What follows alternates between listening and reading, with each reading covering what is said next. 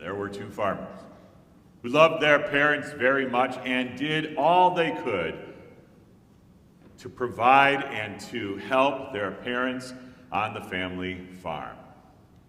As you might expect, there came the day when the parents passed away. And the brothers loved each other so much that, one, they decided to divide all the assets evenly, and then two, decided that they would continue to farm together. One, the older brother on his farm, and right next door, the younger brother on his farm. And as the years went by, the younger brother eventually married and started his family, and the older brother remained single and farmed by himself.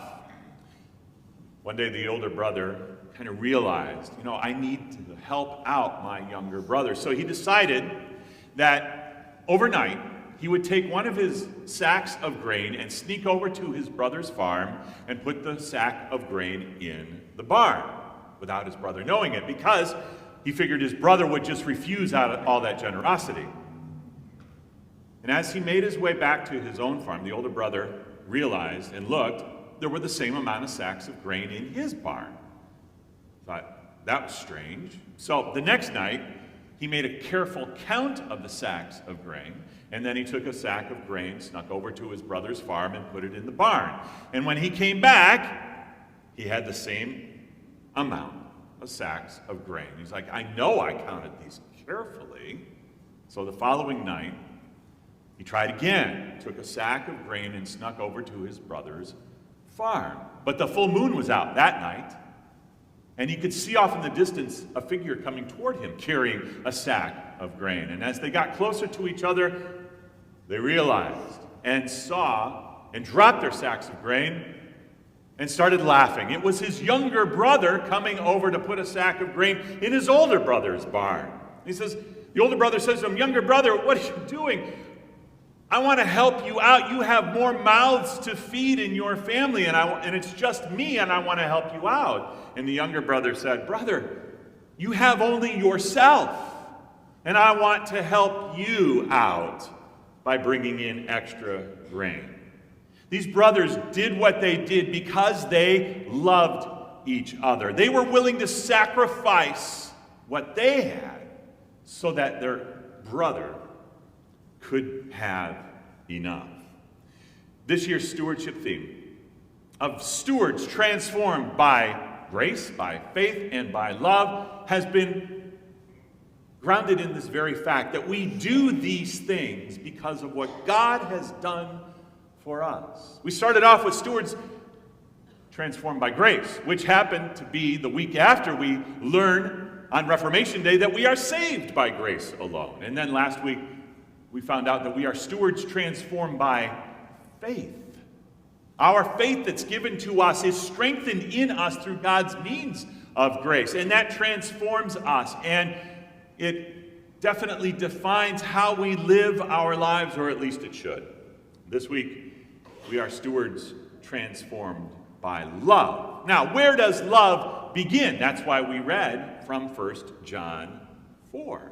We read about in 1 John 4 in verse 7 of that reading, beloved, let us love one another, for love is from where? God. That is where love comes from. In fact, God is love, the next verse tells us. And then we know, because of God's grace and our faith in Jesus, that love of God is in us. Why? Because God first loved us. Now, our problem is that we tend to look at love as being conditional. Sometimes we will say, I will love you if you do this, this, and this. Or, I'll love you until you do something that upsets me or bothers me and keeps me from loving you. Thankfully, God's love for us is unconditional. Now, we use this church word, this theological word, to describe this kind of love. It is agape love. Jesus' love for us is unconditional. It has no strings attached, and we use that word because it's unusual, it's unique, agape kind of love. We also know from Jesus that his love is not only unconditional, agape, it is sacrificial. You notice that we have crosses all over this room Many Christians make the sign of the cross on themselves. That's because that shows us and the world just what kind of love Jesus has for us. He gave up himself so that we could live. And so that makes Jesus' love also transformational. You know, when the early church was just getting started, they didn't meet in magnificent structures like we do today. They just met together, maybe in a house or in a field or in the town square. But they didn't need a building to let the world know this is where the church is. No, the world looked at these Christians who are the church and said, my, how they love one another. They even love their enemies. Love is not just a feeling. I mean, those of us who are married, we get married because we feel love for someone. But that feeling changes over time. It grows, it matures, it gets experience.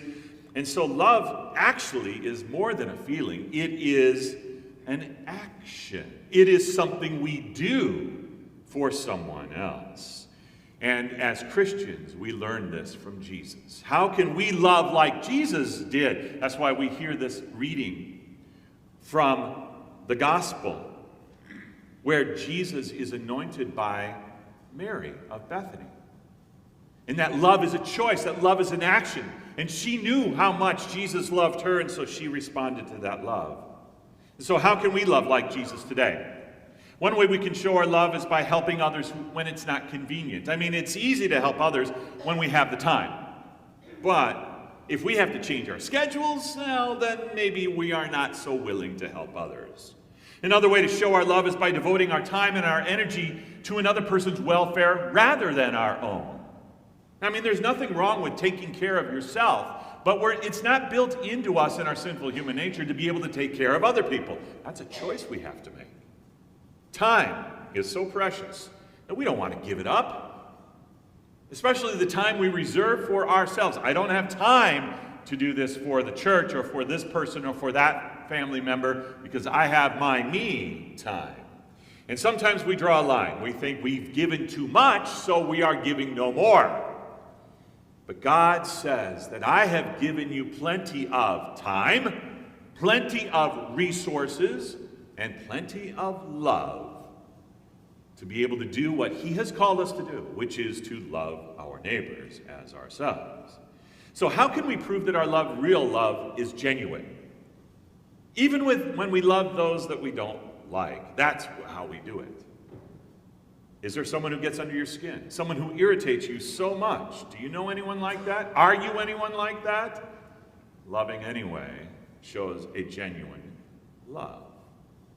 Even if we don't like someone, our calling by God is to love them. We can prove our love when we are hurt by others and we don't seek revenge or retaliation or fight back, but instead we forgive. Now that's not an easy thing to do. That isn't something that you can turn on and off like that. It is something you have to work at, perhaps for the rest of your life. And remember, forgiving is not necessarily saying nothing ever happened. It's learning to let go of the hurt, give it to God, and say, I forgive you, and move on, living your life of love. Because we are loved and forgiven by God, we don't seek revenge or retaliation. Even Jesus did not do that. He is our model. As they are nailing his hands and feet to the cross, what's the first thing he says? Father, forgive them. And we can forgive others out of our love. Now, we can prove our love also by giving generously, cheerfully, and sacrificially. I mean, we can give until it hurts, right? Because that's what sacrificial giving really is. And this kind of giving proves the genuineness of our love. We heard about this 2 weeks ago in the epistle reading. Paul is writing to the Corinthians, and he's writing about to them, telling them the story about the Macedonians. There was a famine in Jerusalem area, and the church was in need. And when the Macedonians heard about it, they gave beyond their means to help those in Jerusalem. The famine was going on in Macedonia as well. They didn't have a whole lot, but they gave. They pulled it all together and gave because God loved them, and now they were going to love other people because of God's love for them. The way they gave proved the genuineness of God's love in their lives. See, love changes our giving from an obligation to a privilege. We don't give because we have to. We give because we get to. A previous pastor said that all the time, and I thought he came up with that. But then I began to listen to these different podcasts, and I'm hearing it from other pastors as well. So there must have been a book or some kind of seminar that they heard this from, but it's a wonderful idea. We don't give because we have to. We don't come to church because we have to. We don't love other people because we have to. We give because we get to. We come to church because we get to. We love others and serve them because we get to. It is a privilege, not an obligation. So when we're asking you to give, and a leadership constantly is asking you to give, right? We have a budget, but we don't give to the budget. No, the budget is actually the way we say, this is how we're going to love other people in the different ways that we do it. ECC, youth ministry, different various ministries and missions that we want to fund, or the time that we ask you to give of your time, or even to give of your talents as well and gifts. So that brings us to the commitment card. You've seen this.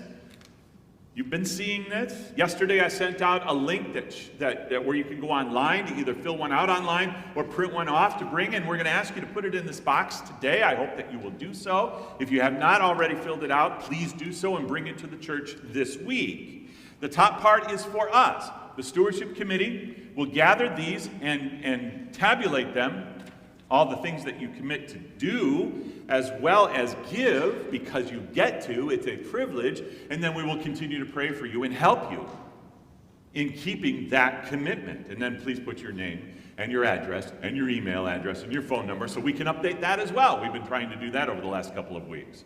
The bottom part is for you. You tear that off. You keep this part to remind you of what you have committed to do and to remind you to fill out the talent survey. It is on our website. There is a QR code there if you want to do it on your phone. And I also sent out a link to that yesterday. If you get an email from the church, you got the link to that yesterday. And fill that out. And the stewardship committee, Gary and his committee. And if you'd like to, if you're not doing anything at all here at the church, there's a place to start. Help him to tabulate this and to keep people accountable and showing you and fitting up the different people in the different areas that they fit in, singing or playing an instrument or helping out with this or serving on that committee or board. That's the kind of things we're talking about when we talk about being stewards transformed by grace, by faith, and by love. Now, the first reading today was from 1 Chronicles 29, and it is an account of David's getting ready to leave the throne. He's going to retire and soon die. He's at the end of his life, and his son Solomon is going to take over. David had it in his mind that he wanted to build a magnificent temple. He calls it a palace, too, for God. But God says, it's not for you to build. I want your son to build that. So David stored up resources to pass on to the next generation, which, when you think about it, that's exactly what we're doing today. When we ask you to give here at St. Matthew, it's not for just now, it's for the next generation as well. When we want to raise up young men and women through our youth ministry, through our ECC, so that it can continue here out of Hawthorne Woods to the world, this love of Jesus. So David does all this, and I want to close today with the prayer that he prays about this.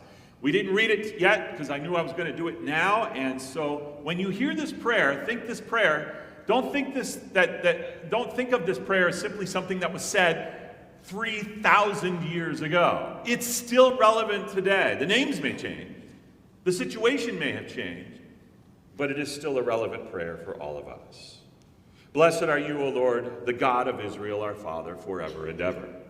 Yours, O Lord, is the greatness and the power and the glory and the victory and the majesty. For all that is in the heavens and in the earth is yours. Yours is the kingdom, O Lord, and you are exalted as head above all. Both riches and honor come from you, and you rule over all. In your hand are power and might, and in your hand it is to make great and to give strength to all. And now we thank you, our God, and praise your glorious name. But who am I?